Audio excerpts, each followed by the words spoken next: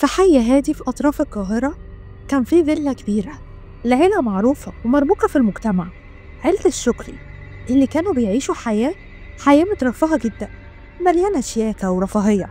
الأب كمال الشكري رجل أعمال ناجح ومالك سلسلة محلات كبيرة.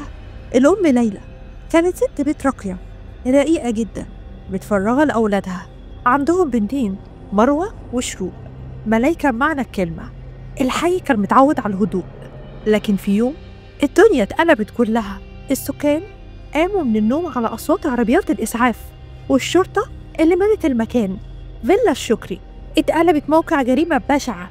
كل أفراد العيلة كانوا متخلص عليهم، مفيش حد فيهم حي. الجريمة كانت بشعة لدرجة إن الشرطة اضطرت تقفل المنطقة بالكامل. الجيران كانوا واقفين بره متجمدين من الرعب، بيبصوا لبعض من غير كلمة. مين اللي هيقدر يعمل حاجة زي كده؟ وليه أصلا؟ التحقيقات ابتدت في نفس اللحظة. الضابط عادل نصار المعروف في شطارته كان هو المسؤول عن القضية. أول حاجة لفتت انتباهه إن مفيش أي علامة اقتحام في البيت. الباب كان مقفول كويس والشبابيك سليمة، يعني اللي عمل كده أكيد كان حد من اللي يعرف العيلة دي. الغريب إن كل الأدلة اللي اتجمعت ما كانتش مترابطة، مفيش آثار قدم واضحة ولا بصمات غريبة، وكأن اللي عمل الجريمة ده شبح. بس الضابط عادل لاحظ حاجة غريبة جدا. في أوضة المعيشة كان في كوب شاي كان متساب على الترابيزة ولسه في سخونية خفيفة. ده معناه إن القاتل قعد في البيت شوية بعد الجريمة. مع مرور الوقت التحقيقات كشفت إن آخر حد زار العيلة كان واحد قريبهم، كان يوسف، شاب هادي ومتواضع. كان بيزورهم كتير في الفترة الأخيرة وكان محبوب جدا من الجيران. لكن هل ممكن يكون هو؟ ده مستحيل. التحريات ابتدت تركز أكتر على يوسف، لكن ما كانش فيه أي دليل ضده. بالعكس، كل الناس كانت بتشهد له بالطيبة والأخلاق. حتى إن الضابط عادل نفسه حس إنه بيضيع وقت لما بيسأل عنه. يوسف كان عنده حجة غياب قوية لأنه كان في بيته وقت وقوع الجريمة. لكن الحاجة اللي خلته يفضل تحت الرادار إن آخر مكالمة اتعملت من تليفون الفيلا كانت ليه قبل الجريمة بدقايق. ومع البحث العميق الشرطة اكتشفت تفاصيل أغرب. كان في ظرف بني صغير متساب على مكتب كمال الشكري الأب، مكتوب عليه بخط واضح كل شيء ليه تمن. جملة بسيطة لكنها كانت غريبة جدا، خصوصا إن الظرف ما كانش فيه أي حاجة غير الجملة دي وبس. الضابط عادل فضل يسأل كل الناس اللي كانوا قريبين من العيلة ومن بينهم خدم الفيلا. واحدة من الخادمات قالت إنها سمعت صوت شجار خفيف بين كمال ويوسف قبل أيام من الحادثة، لكن لما سألها عن التفاصيل قالت إن الشجار كان بسيط، حاجة عائلية على حد قولها. مع تزايد الضغط عادل ما بقاش قادر ينام من كتر التفكير في القضية. وفي يوم وهو نايم في مكتبه وسط ملفات القضية حلم بشيء غريب. شاف يوسف وهو قاعد على كرسي الفيلا، شكله هادي بس عينه كان فيها حاجة مرعبة، حاجة ما كانتش واضحة أبدا. لما قام من الحلم قرر يراجع تسجيلات الكاميرات اللي كانت موجودة في الشارع. التسجيلات ما كانش فيها أي حاجة مريبة في البداية، مفيش أي حد غريب دخل الفيلا في الليلة دي. لكن لقطة واحدة غيرت كل حاجة. عند الساعة 2:10 تقريبا كان في ظل بني آدم بيتحرك حوالين الباب الخلفي للفيلا. الظل ده ما كانش واضح لكنه كان عامل زي كأن حد مستني. المشكلة إن الكاميرا فصلت بعدها بثواني بسبب عطل غير مبرر. عادل قرر إنه يقابل يوسف وجها لوجه، بس المرة دي بطريقة مش رسمية في مكان بعيد عن مركز الشرطة. قعدوا في كافيه صغير، كان كلام عادل معاه هادي جدا. أما يوسف فكان متماسك في البداية، لكن مع الوقت اتوتر شوية، خصوصا لما الضابط سأله وقال له إيه اللي حصل بينك وبين كمال لما كنت لوحدكم آخر مرة؟ يوسف ابتسم ابتسامة خفيفة، لكن عينه خانته اللحظة وكأنه شاف حاجة في دماغه ما كانش عايز يفتكرها. رد وقال كمال كان زي أب بالنسبة لي ومفيش أي حاجة حصلت بينا. لكن عادل حس إن الإجابة دي مخبية حاجة أكبر. بعد اللقاء مع يوسف الضابط عادل حس إن الحكاية فيها تفاصيل مخيفة. يوسف كان شكله متماسك، لكن في نفس الوقت كانت نظراته فيها حاجة غريبة، مزيج بين الخوف والذكاء. ده خلى عادل يقرر يتعمق أكتر في حياة العيلة دي. ابتدى يبحث في تاريخ كمال الشكري ولقى إن الراجل ده كان عنده عداوات كتير بسبب شغله، ناس كتير اتظلمت منه وكتير منهم رفعوا قضايا عليه، لكن مفيش دليل واضح يربط حد منهم بالجريمة. عادل ابتدى يحس إن الموضوع أكبر من مجرد خلافات عمل.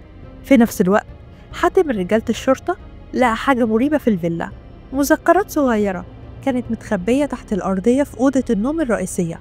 المذكرات كانت مكتوبة بخط ليلى اللي هي الأم، كانت مليانة حاجات غريبة، أبرزها جملة اتكررت أكتر من مرة: السر اللي ممكن ينهينا. عادل قعد ساعتها يقرا المذكرات بتدقيق، ابتدى يكتشف إن العيلة ما كانتش زي ما الناس شايفة، لأ، كان في مشاكل داخلية كتير، خيانات، سر خطير ما كانش حد يعرفه. السر ده كان متعلق بشخص قريب جدا منهم، لكن المذكرات توقفت فجأة وكأنها ما اتكملتش. مع استمرار التحقيق وصل لعادل اتصال من رقم مجهول. المتصل كان صوت ست كبيرة في السن بتتكلم بصوت متقطع: انت مش هتعرف الحقيقة بسهولة، اللي عمل كده مش بعيد زي ما انت فاكر. قبل ما عادل يلحق يسألها عن أي تفاصيل الخط اتقطع. لما حاول يرجع يتصل لقى الرقم مش متسجل أصلا. في اللحظة دي عادل قرر يرجع لكل الناس اللي حوالين يوسف، ابتدى يسألهم عن ماضيه. اتضح إن يوسف كان يتيم وتربى مع قرايب كمال الشكري، لكن في حاجة غامضة في طفولته. الناس في الحي القديم كانوا بيقولوا إن يوسف كان دايما بعيد ومنعزل وكان ليه سلوكيات غريبة. ومع البحث أكتر عادل اكتشف حاجة صادمة: يوسف كان ليه أخ توأم مفقود من زمان، أخ توأم اختفى فجأة وهم صغيرين. الشرطة وقتها قالت إن هو غرق في النيل، لكن هل فعلا مات ولا ممكن يكون لسه عايش؟ عادل قرر يزور الفيلا تاني، بس المرة دي بالليل. كان عايز يتأمل المكان بنفسه بعيدا عن أي ضوضاء.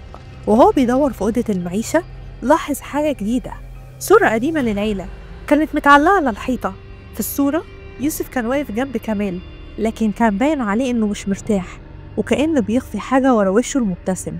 فجأة وهو بيتحرك في الأوضة حس بحركة خفيفة ورا الستارة، قرب بحذر، فتح الستارة، لكن ما كانش فيه حد، بس كان فيه ورقة صغيرة مكتوب عليها بخط قديم: الحقيقة مدفونة في الماضي، بس مش دايما الماضي بعيد.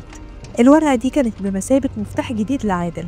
قرر يركز أكتر على طفولة يوسف وعلى العيلة اللي ربته، وفعلا اكتشف إن العيلة اللي كانت بتربيه كانت بتشتغل عند كمال زمان، وابتدت تتضح خيوط لمأساة قديمة. مع تتبع الخيوط عادل اكتشف إن التوأم المفقود سامي ما كانش غرق زي ما الناس فاكرة. سامي كان ضحية حادثة خطف مريبة في طفولته، والموضوع كله اتغطى عليه بطرق غريبة. الشرطة وقتها سجلت القضية كحادث غرق، لكن دلوقتي كل الأدلة ابتدت تشير لوجود سر أكبر. عادل قرر يواجه يوسف للمرة الأخيرة. المرة دي كان عنده أدلة كفاية، منها التحليل الجيني اللي أثبت إن يوسف عنده أخ فعلا، وده خلى يوسف يفقد السيطرة على أعصابه. تحت الضغط يوسف اعترف بالحقيقة الصادمة: سامي التوأم المفقود ما كانش ميت، لكنه كان عايش في ظروف صعبة مع ناس خطفوه في طفولته بسبب ديون قديمة بين والد كمال والخاطفين. بعد سنين طويلة سامي هرب من اللي خاطفينه وعرف طريق أخوه يوسف اللي كان بيعاني من إحساس بالذنب لأنه عايش حياة مريحة مقارنة بأخوه. قرر يساعده، لكن سامي كان شخص محطم نفسيا بسبب اللي حصل له. لما عرف إن كمال الشكري عمه كان ليه دور إنه سابه للمصير ده، قرر ياخد حقه وينتقم. يوسف حاول يوقفه لكنه ما قدرش. في ليلة الجريمة سامي دخل الفيلا ومعاه نسخة من مفتاح البيت اللي كان يوسف اداهوله من غير قصد لما طلب منه مساعدة مؤقتة. بعد ما سامي ارتكب الجريمة ببرود قعد يشرب الشاي وكأنه بيحتفل بنهاية انتقامه، لكنه هرب قبل ما حد يكتشفه وخلى يوسف بعيد، خصوصا إنه كان متأكد إن الشرطة هتربطهم ببعض. عادل وهو واقف قدام يوسف بعد الاعتراف سأله وقال له: ليه ما ساعدتش في وقف الجريمة؟ ليه استسلمت لكل ده؟ يوسف رد وعينه مليانة دموع: كنت ضعيف، كنت شايف أخويا الضحية اللي عاش حياة ظلمته وظلمتني أنا كمان. ما كانش عندي الشجاعة أوقفه، لكن عمري ما فكرت إنه هيوصل لكده. عمري ما فكرت أبدا إنه هيرتكب الجريمة دي. الشرطة قدرت إنها تعتقل سامي بعد بحث طويل عنه، لكنه كان مختفي في بيت مهجور بعيد عن الناس. سامي ساعتها اعترف بكل حاجة، لكن كان باين عليه إنه مش ندمان، وبالنسبة له الانتقام كان الطريقة الوحيدة عشان يرتاح. يوسف تم حبسه هو كمان بسبب تستره، لكن عادل خرج من القضية دي باستثار كبير. هل سامي كان المجرم الحقيقي، ولا الماضي اللي أسسه مليان بالخيانة والظلم هو اللي خلق الوحش ده؟ وكده انتهت قصة عيلة الشكري، لكنها فضلت عبرة لكل الناس عن إن الأسرار المدفونة دايما ليها طريقها عشان تظهر بيها مهما طال الزمن. ولحد هنا انتهت حكايتنا. أتمنى الحكاية تكون عجبتكم.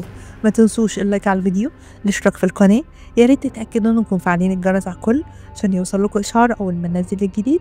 استنونا في حكاية جديدة إن شاء الله. أشوفكم على خير.